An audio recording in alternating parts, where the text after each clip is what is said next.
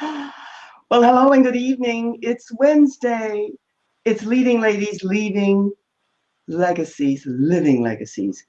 I'm your host, Joy Ruffin, and I'm delighted to see you here tonight. Now, I never know, is it good morning, good afternoon, good evening, good day, and maybe to a few of you, good night, wherever you are, sending your way the very, very best. Tonight, we have a leading lady who's going to talk to you about a lot of things, but we're going to focus on the Tedx talks because she's been there and she's done that. CeCe Espeut, I think she said that's the way you pronounce it. She's going to share with us a lot of tips and tools and a lot of information because most of you, regardless to the business, hello ladies, good to see you here, to the business that you're in, you're business women and you go out to connect and to relate to people from time to time. So she's going to be sharing with us her experience and how you can become a TED speaker. And that's what's important. So I can go on and on and on. Believe me, this woman you're going to love and adore. I'm going to invite her over and I want you to help me to say hello and welcome to CeCe Espeut. I got it right, I think. Hello, hello, hello. Welcome. Hey, how are you? How are you? I'm really, as my husband would say, I'm never better. I'm so honored and delighted to have you here, CeCe. It's my pleasure. We just met each other, but I feel like we're soul sisters, so I'm delighted. And I love your story, and I want you to share it as briefly as you can before we get into the TED Talk, whatever you'd like to share with us. Oh boy, I don't even know what to say. So I am a former U.S. Marine. I am a Toastmaster, and I'm so very proud of that. And because of those two things, last year I became a TEDx speaker. So just loving life right now. There's nothing that beats that. Loving life and having a zest for life is fantastic. Your story is phenomenal in so many ways. You can share that with us as you like. But most, as I started off to say here earlier, most of us women who are in this business, whatever arena we're dancing in, we want to learn how to become more and better speakers, professional speakers. So tell us how you came to get involved with TEDx and what TEDx is all about for those who might not know, and maybe for those who know. Okay. I was a former U.S. Marine, and I had made some pretty bad mistakes towards the end of my career, and I ended up in prison. And so when I came home, I didn't want to have to tell that story. It was really hard for me to tell that story. And I started my photography business. And it's really funny because there's a group called WPN, Women's Prosperity Network. Yes. And they told me, the sisters told me, CeCe, instead of shooting weddings, why don't you start taking pictures of business owners, women, speakers, authors? And so that kind of just led me down that path. Now, they say that if you have 9 friends that are of a particular persuasion, you'll be the 10th. So here I was taking pictures of speakers and authors, and everybody's saying, CeCe, what's your story? And when I told my story, they were like, listen, you have to go to Toastmasters. You have to learn how to speak in front of a large audience. And that's how it happened. So I love this story because, you know, I am a member of the WPN group family. I love this group. I love it for a lot of different reasons, but the main reason is they really work in every way. I have a little beep beep. I don't know where that beep beep is coming from, but we'll ignore it for now. They are all about promoting women, helping them to discover and find what their innate gifts and talents are. And they said to you, all well and good for the weddings, but let's go further than that. Right. And so that's how you got started. Right. I love that. All right. Yeah.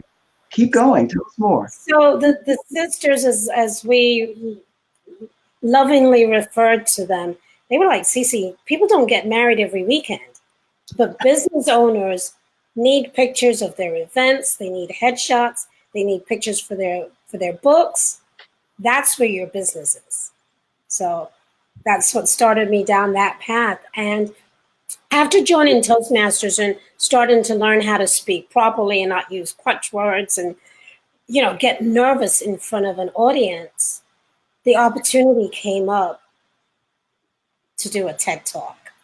I love it. I'm sorry, a TEDx. because Yes. there's a difference between a TED, a TEDx, a TED Salon. They're all very, very different. I got that opportunity and I took it. Oh my goodness, it was one of the best experiences of my life being a TEDx speaker. CeCe, I can understand that. You said so many things that I want to speak to before we go further. And one is that we're all women, and the gents who are here, bless you, wouldn't be here without you. But women who are in business, one arena, one area or another. And we have to learn how to get out in front of others and speak. And just to know your craft, your skill, your business is not enough. You have to know how to be engaging to people and embrace people in a way that they see that you are authentic and genuine and they want to connect with you. And when you get up there and you're going, and I don't know, and like, and people fade out. They just disappear. They don't have time for that. So the sisters, the point I'm working to make here with you is that the sisters, whom I love, gave you sage counseling. Correct. Yes, they did. Now tell us a little bit about the TEDx and how you came to that. All right, so there's a very good friend of mine. Her name is Cassie Eubank, and we were down in Key West one January trying to figure out what were our New Year's resolutions. So we were already behind the eight ball. This was like at the end of January, and we decided we wanted to speak on the big stage. Now, we didn't even know what the big stage meant. You know, we just wanted to speak on a big stage. And somebody in the group said, oh, you got to do a TEDx. Now, I didn't understand what that really meant. And we Googled it, and we found out that there was going to be an event like 2 weeks, later. And so what we did, we volunteered. And so we really had an understanding of how the backside of the event works. And that's how it really all started. After that, I was a TEDx junkie. That's how crazy. You got addicted to the TEDx. I did. Yes. I did. And I would wear my T-shirt all around, and I would have a picture of me that we had snuck and taken on stage. You're funny. With me standing by the TEDx sign in my TEDx T-shirt. I must have 1 million copies of that picture all around. I'll be flipping through a book and the picture will fall out. And so for me, TEDx was right there, always right there in my mind. And, it's funny because what happened when I applied, somebody that I had worked with recognized my name. They were on the board and they were like, oh, we've got to take a second look at her. And so that's how, after my application made it through the first cut, maybe even the second cut, then they recognized my name. CeCe, good explanation. Let me ask you this, because before Darren has a question here. It's a good question. He says, how does TEDx select their speakers? Do you just sign up or do you have to be nominated? But before you answer that, CeCe, if I may, tell us, because I didn't know this until I met you. I think you said there are 3 different types of TEDx talks. Can you explain that to us, and then we'll address and answer Darren's question here? All right. Yes. So there is TED Salons, which are smaller, more intimate TED events. Now, when you're on YouTube and you look at it, those videos, the people will be right up close to the speakers. It's usually about 100 guests or less. So those are TED Salons. Then you have TEDx, which can be anywhere up to maybe, 2,500 people. Bigger events. And then you have the actual TED, which is held once a year in Vancouver. And those last for like a week. And there's probably 6,000 or more attendees. Is it always held in Vancouver? So TED is always held in Vancouver. TED Salons and TEDx are held throughout the country, one time per location. So if it's, say, TEDx Boca, it's one time per year. Or it might be TEDx one time a year. Whatever it is. And the name usually comes from the place it's being held. Got it. Excited, really, because I don't know anybody who doesn't appreciate and value the TEDx talks. Tell us, let's address Darren's, I think it was Darren's question. How do you go about getting select? I love how you and your friend got all excited and you decided down in the Keys that you were going to do this. So now tell us a little bit about how we, those of us who are interested, I definitely am one.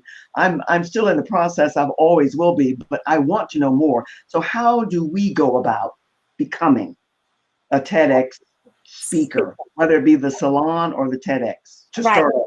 So whether you want to speak at a salon or at TEDx, you always start off at TED.com, all right?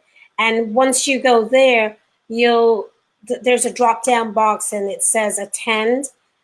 And when you click on that, the map comes up. What you're going to do is select the area that you want to do your TEDx in. So say if it's Atlanta or New York, you'll click on that. You can click on that area on the map, or you can actually type it in, all right? And so then it'll show you what's available or what's coming up in the next year. You choose one, and you've got to choose one that's at least maybe 10 months out, because that's when they start selecting their speakers. That's a very good tip there. It has to be 10 months out. Right. Now, I have a question. I think Deb here has a good question as well. But before we get to Deb, let me ask you, there is the salon, the TEDx, and then the TED Talk. My assumption, which is sometimes deadly, would be that it's best to start out with the TED Salon and then go to the TEDx, or does it have a format? No, it doesn't matter. It doesn't matter. And even though TED salons are smaller and more intimate, they still carry the TED brand. And so the TED brand is worldwide. It unifies everybody. Once people see those red letters and that X, you can't tell where it's at. Now because I've told you the way the audience looks, people will be able to tell. But the requirements are still the same to get into a TED salon or a TEDx. I love it. Listen, that for some reason I have this animal kind of systematic mind, but I like what you said, because you can apply 10 months ahead for any either of the three.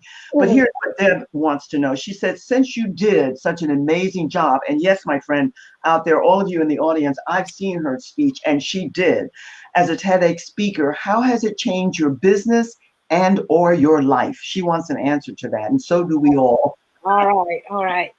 So as a business in my photography, I don't get a chance to do as much photography as I was doing before, because I'm doing a lot more speaking. Yeah. And because I'm doing more speaking, I get to be more selective in my photography and really take jobs that excite me, you know? So that's the way it's changed my photography. As far as my speaking business, wow, it has given me such a level of confidence to be vetted by TEDx. It's just unbelievable. And when I go places, people expect more from me. They hold me to a higher standard. Yeah. So I do better. I mean, and it's like a mushroom. It's just, so yeah, it's definitely changed things for me. Good answer. Now here's Phyllis. And Phyllis says, how long did you take to get ready to do that talk? I added something in. It looked so easy for you, was it? I'm adding into what you did there, Phyllis, but we get the gist of it. So what do you have to say to that? Because those of us, and by the way, someone else here, I don't know, I'll find it. You belong to Toastmasters, as I do. And I love the group as well as I do WPN. All the groups that I stick and I stay with, my heart's there, because they help you a lot to learn how to speak and to engage your audience. And someone here mentioned how good it is to start out with Toastmasters. Yet, it takes time to prepare a speech, right?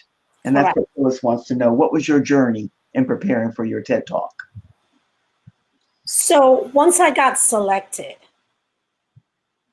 It took me about 3 months to get over the nerves. Okay. I really must admit, I was crazy nervous.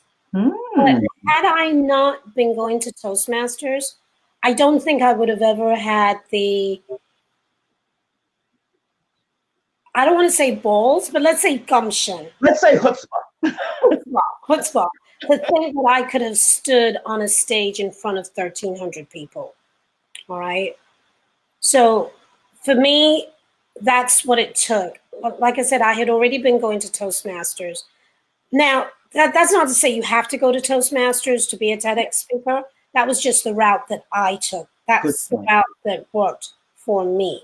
I like that, CeCe. That's a very good point because not everybody really needs or wants to be a professional speaker to do a TED Talk. That's a valid point you're making. Right. Like, yeah.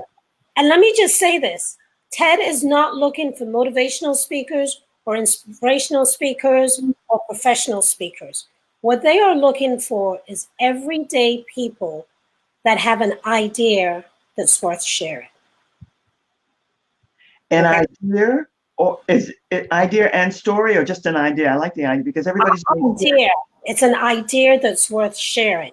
got it. Now, if you can tell that idea in a story that relates to the audience and the audience can see what they can get out of it, Ooh. you are a winner. You I, are definitely on the right track.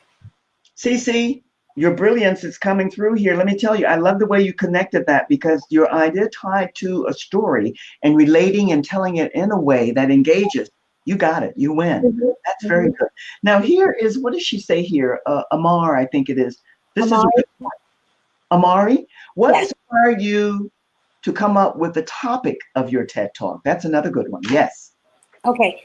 So this kind of relates back to what Darren was asking before. How do you get nominated or selected Hmm. Hmm. to be a speaker?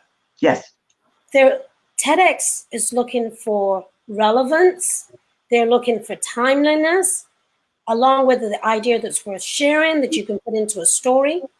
And in my case, remember, I had some mess going on in my life where I told you I had ended up in prison.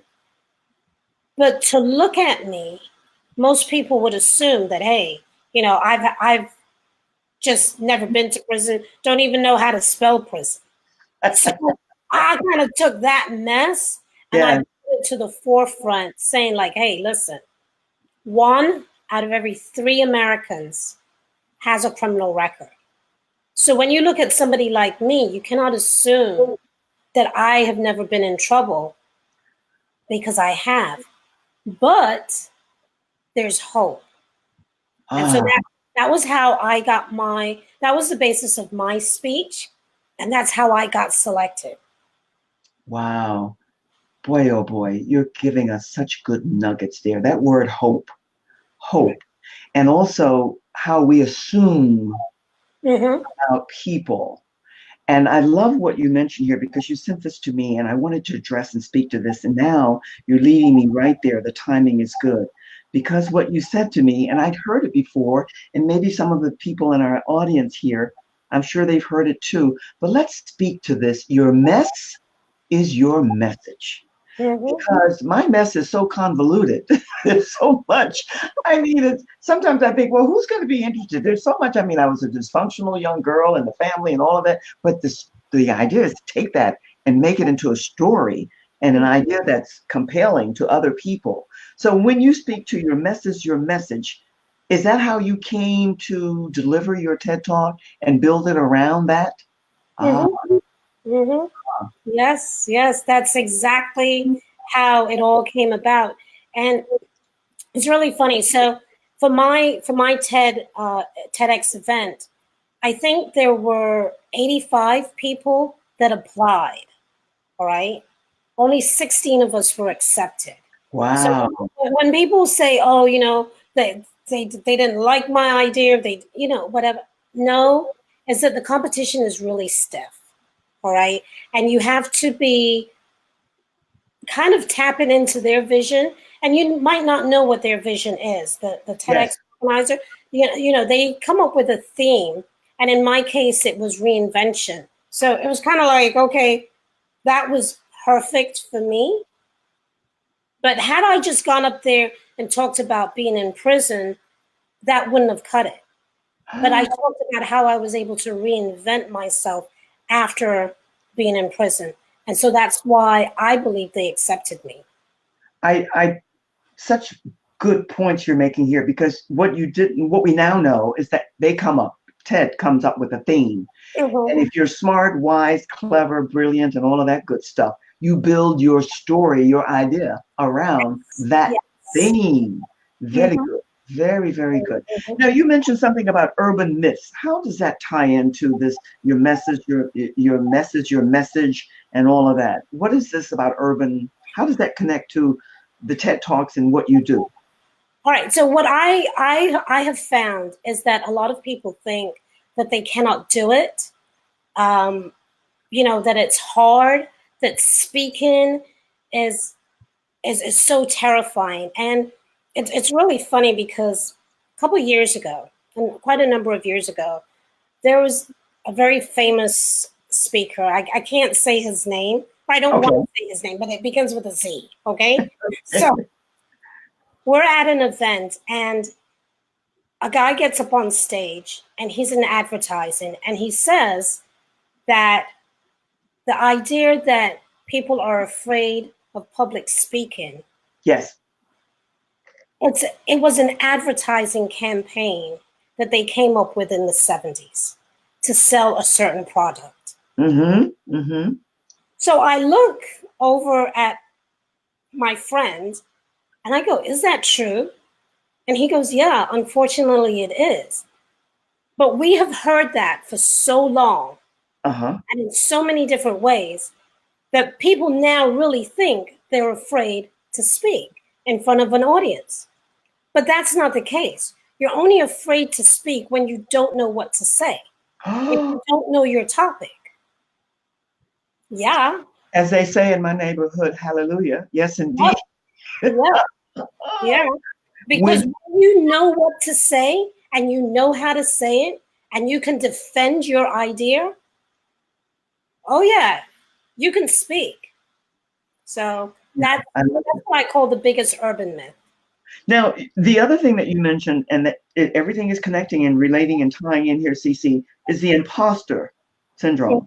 Speak to Mhm. that a bit, because that's a biggie in my neighborhood, the circle. All Yes. right. So remember when I said that I got accepted to do my TEDx, Yeah. and I didn't really say anything to anybody for about 3 months. Uh-huh. The acid was burning a hole in my stomach because I was like, what if they've made a mistake? And every day I was checking my email, thinking that they were going to send me an email saying, okay, we hit send by mistake. You really didn't get it selected. But just that idea of knowing that, yes, I do have a seat at the table, that I do Yeah. have a voice that's powerful, and I have something to say, it took me a while to get used to that. And that's what I find that most of us, men and women, but especially women, Uh, they're like, oh, I don't know, maybe, I, and I always say, maybe what? Like, no, maybe you are supposed to be there. CeCe, that just piggybacks to what you just said earlier.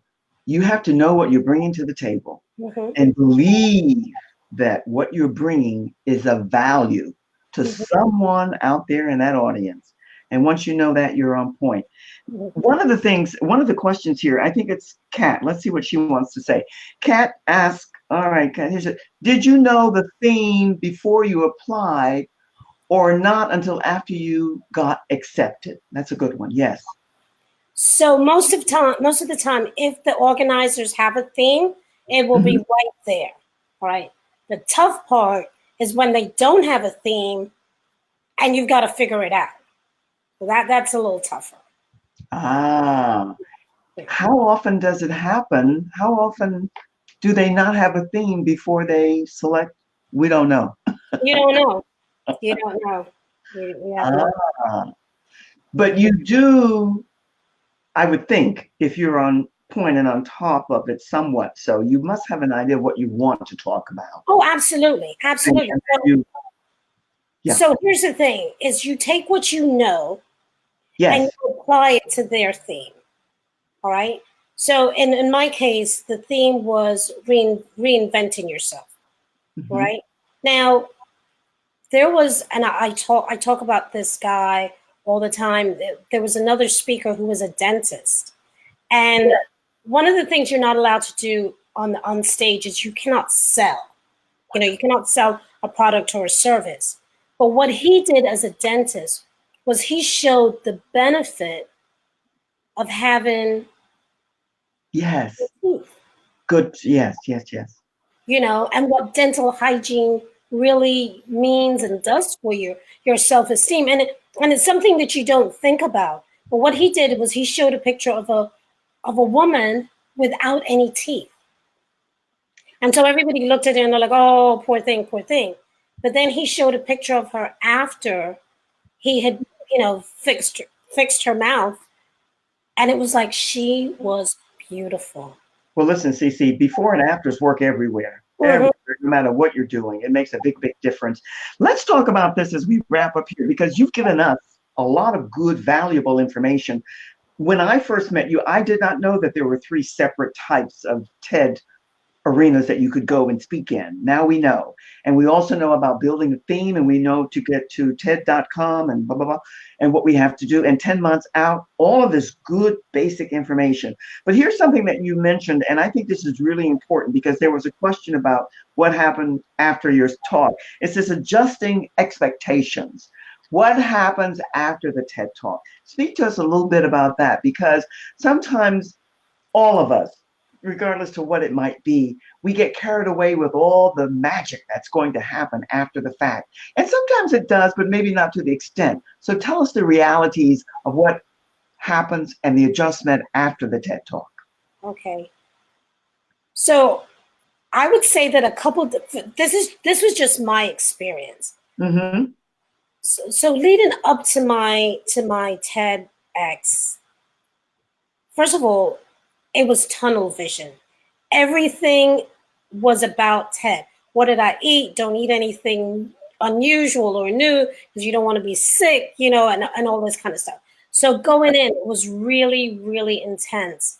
And I'm going to say that I went to all the VIP events. I did 30 interviews within 30 days leading up to my event.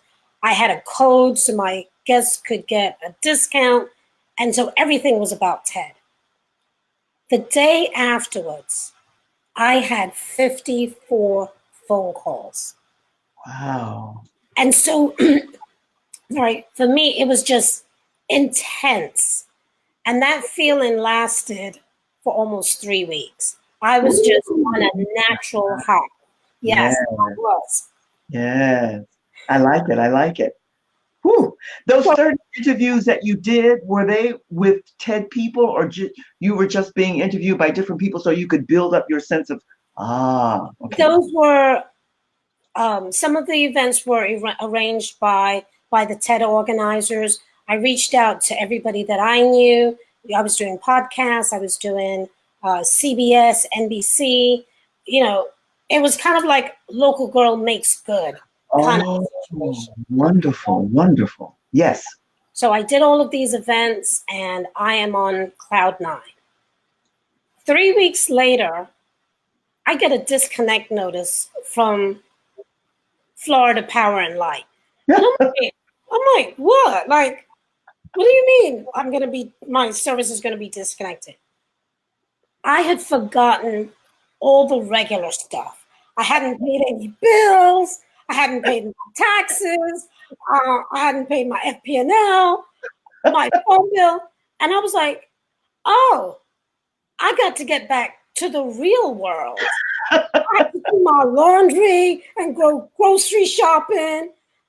And so it's kind of like, okay, you need somebody in your life to kind of keep you grounded because it can be such a heady experience to be on that stage and people calling you and asking you to do things and just figuring out what can you do, what's possible. And so that's why I say it's like nothing you've ever experienced. I'm sure. It's great, but okay, reality does check in. You do have to pay your light bill. So. Well, I have a friend who says the harder you laugh, the truer it is. So I'm chuckling so much because we've all been there, maybe to not that degree, but where you get so engrossed and involved that you forget some of the things that you ought to be taking care of. And tunnel vision can do that for you from time to time. Right. Mylan, I tell you, this has been fascinating because you've given us some good nuggets to work and to deal with, because many of the people who are out here in the audience are interested in doing a TED Talk and knowing more about it. And it's always good to meet one. Now, is there anything that I've not asked you that you want to share with us before we say so long for now? And is there something you had mentioned that you were attempting to get something together for the audience? How would you like to leave us with that? Whatever you want to solo out with, let's do that. And then I'll come back. I'm going to, once you say whatever it is you have to say, I'm going to put you to the side into the green room, I like to say. But don't go anywhere because I'm going to say so long and then I'll come back to you. But for now, is there anything that I didn't ask or anything you want to share with the audience before we say so long? I think you've asked me everything. I just wanted to say, and I do want to apologize because I did have a free gift that I was hoping that would be ready so that I could give everybody. But if you check back with Joy or contact me within the next couple of days, I do have a free gift to give everyone. So, slap on this for me for not being ready. But once again, it was that tunnel vision. So, all right. You were getting ready to get ready and you were here. It's okay. Listen, what we'll do is this then. By your leave and with your permission, you get to me whatever it is that you want to, and then we'll put it in the comments so that people can click and get whatever it is. We won't even say what. And we have people here who I'm sure will come back after and watch the replay, and then they'll be able to get that. CeCe, you are a darling. You are a love. You are. Don't say anything because you are. I am so honored and delighted that we're now connected and that we are knowing of one another and belonging to a couple of the same groups and clubs, a couple that you belong to that I'm in the process of getting ready to join. But you were delightful. You gave us so much. Thank you, thank you, thank you. Thank you. Thank you. All righty. I'm going to put you to the side just for now, and then I'll be back there just to say so long to you. Thank you again. Bye. Bye-bye. My friend, we bring you every week phenomenal, fantastic, terrific, trailblazing women who are all about sharing whatever their gifts, tools, talents, their skills are. They want to exchange and let you know about it so that if it's not something you're interested in, you might know someone who might be. The TED Talk, it just keeps mushrooming, gets bigger and bigger and bigger. And if you're a speaker, or you want to be more involved as a professional speaker. And I like what CeCe said, inspirational, motivational. TED Talk is not so much interested in that. They are interested more in the idea. What are you going to leave the audience with? And if you can do it by doing a storytelling around that idea, the better. I'm delighted that you all arrived here. Love your show. Thank you, love. Love that you're here. Always grateful when I look out and I see you here and that you're participating, because we're new and we're building our family, our tribe, our circle of people, extended family. And when we see you here, because we know it's not the best time, oh, my heart just goes pitter-patter. It's good to see you. Wherever you are and whatever you're about, be well, take care of you first, do the very best that you can, and look out for others, because that's how you serve. Have a great week, a great weekend. Until we connect the next time, so long for now, and best and loving regards to you, and you send them to CeCe. Thank you again. Good night for now. So long. Cheers. All righty.